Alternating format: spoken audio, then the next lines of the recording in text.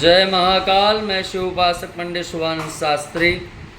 प्यारे भक्तों, जो लोग भगवान शिव का सावन में रुद्राभिषेक नहीं कर पाते हैं, जो लोग पूजन नहीं कर पाते हैं, कई लोग क्या होता है धन की समस्या हो जाने के कारण ब्राह्मणों को नहीं बुला पाते हैं, वह भगवान शिव की पूजा अपने लिए अपने घर में स्वयं कर सकते हैं, षोडशोपचार से कर सकते हैं। 16 प्रकार की सामग्रियों के द्वारा भगवान का पूजन कर करके वह अपने मानव जीवन को कल्याण में बना सकते हैं।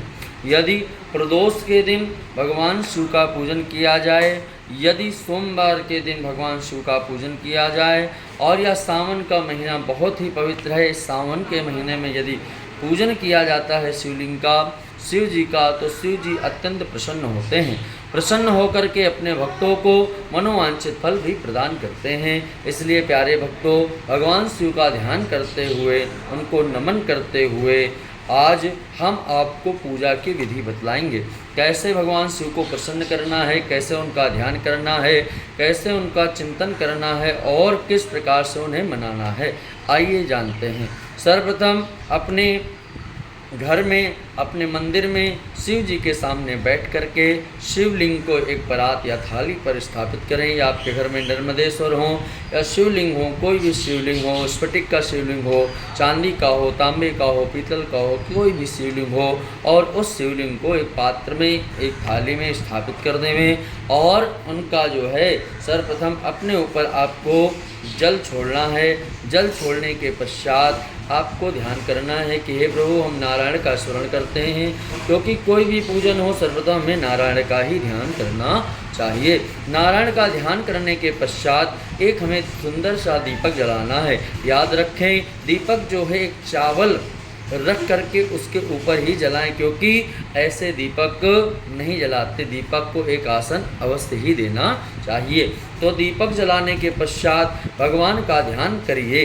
भगवान का ध्यान कैसे करना है? भगवान का ध्यान करना है कि भगवान शंभु रजत पर्वत, कैलाश पर्वत के समान शुभ्र वर्ण वाले हैं, सुंदर चंद्र किरणों से युक्त, दैदीप्यमान रत्नों के समान शुभ्र वर्ण वाले, परस फरसा और मृग हाथ में धारण किए हुए हैं, अभय मुद्रा युक्त, प्रसन्न कमल के आसन पर आसीन बैठे हुए, समस्त देवगणों से स्तुति किए गए, विश्व के आद्य एवं बीज रूप, अपने भक्तजनों के समस्त भय विनाशक, पंचमुख त्रिनेत्रधारी ऐसे भगवान शिव का निरंतर ध्यान करें। बंधुक, गुल दुपहरिया और पुष्प के समान श्वेत वर्ण, त्रिनेत्र, भाल स्थल में चंद्रमा युक्त, त्रिनेत्रधारी, मंदहास युक्त, अत्यंत स्वच्छ और कपाल नरमुंडधारी, अभय हस्त मुद्रा वाले ऐसे उमा के सहित सोमेश्वर भगवान शंकर निरंतर ध्यान करें। कहते हैं कि जिन भक्तों को ध्यान नहीं आता वह ध्यान कैसे करें? बोले, परमात्मा का ध्यान लगाने के लिए आप उनके मंत्रों का जाप भी करें और जाप करने के पश्चात ध्यान करें। ध्यान कैसा?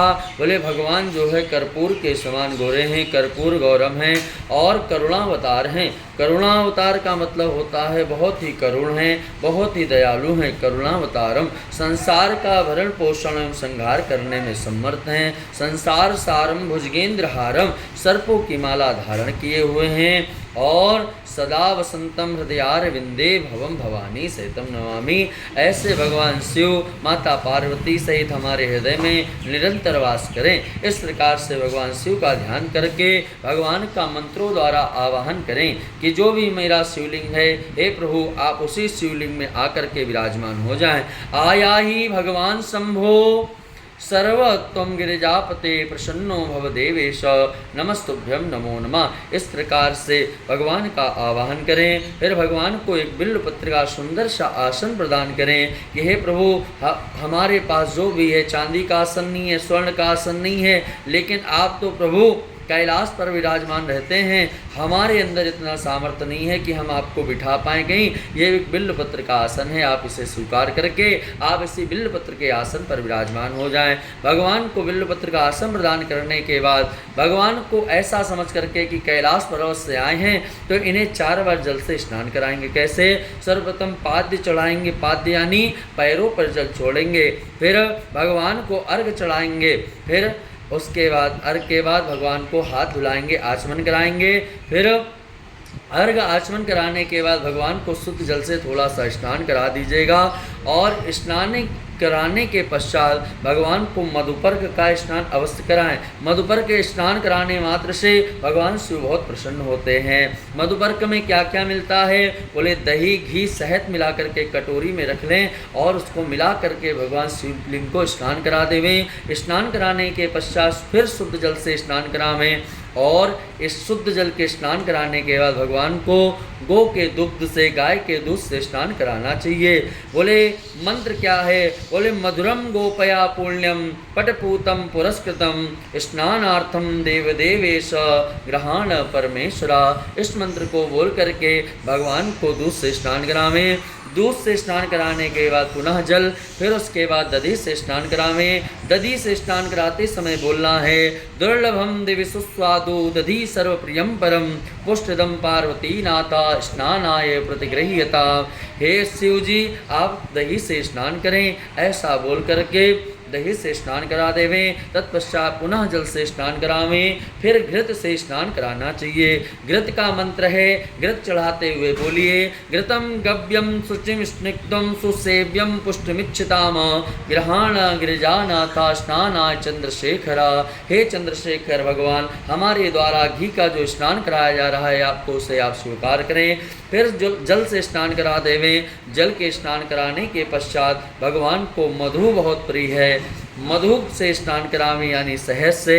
मधु का मंत्र बोलिए मधुरम मृदो मोहाग्नम स्वरभंग विनाशनम महादेवेदमुत्सृष्टम तस्नानाय शंकर। मधु से स्नान कराने के पश्चात शुद्ध जल से स्नान करावें। भगवान को जल से स्नान कराने के पश्चात फिर आपको शर्करा से स्नान कराना है।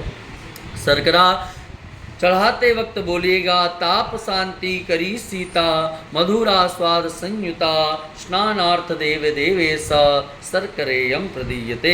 हे प्रभु, मैं आपको शक्कर से स्नान कराता हूँ, आप शक्कर से स्नान करें ऐसी भावना के साथ, क्योंकि जब तक आपका पूजा में भाव नहीं होगा, मन नहीं होगा, तब तक आपको पूजन का फल भी प्राप्त नहीं होगा। शर्करा के स्नान कराने के पश्चात शुद्धोदक जल से स्नान करावें। गंगा गोदावरी रेवा पयोष्णी यमुना तथा सरस्वत्यादि तीर्थानि स्नानार्थम प्रतिगृह्यता। हे प्रभु, हम आपको शर्करा इत्यादि जल से स्नान कराते हैं। फिर आपको वस्त्र पहनाना है, पंचामृत से स्नान कराना है और पंचामृत स्नान कराते वक्त बोलना है ओम पयोदधिकृतं चैव मधु शर्करयायुतं पंचामृतं मया नीतं स्नानार्थम प्रतिगृह्यताम्। इस प्रकार पंचामृत से स्नान कराएं, फिर यज्ञोपवीत धारण कराएं, फिर गंध और फिर अक्षत, चंदन, पुष्प, बिल्वपत्र और धूप दीप नैवेद्य आचमनी और करोड़ दत्तम फलादि भगवान को चढ़ाना चाहिए। द्रव्य करना चाहिए, निरांजन करना चाहिए और फिर पुष्पांजलि करके बड़े भाव से बोलना चाहिए हर विश्वाखिलधाराय निराधार निराश्रया पुष्पांजलिं ग्रहां गणेश सोमेश्वर नमोस्तुते। इस प्रकार भगवान से प्रार्थना करें हे तवे जगतामेव संसाराणवत सेतवे रवे सर्वविद्यानां संभवे गुरवे नमः। ओम संभवे गुरुवे नमः। इस प्रकार बोल करके भगवान का ध्यान करना चाहिए। तो इस प्रकार से आप लोग षोडशोपचार पूजन भगवान का कर सकते हैं, या अवश्य ही करना है।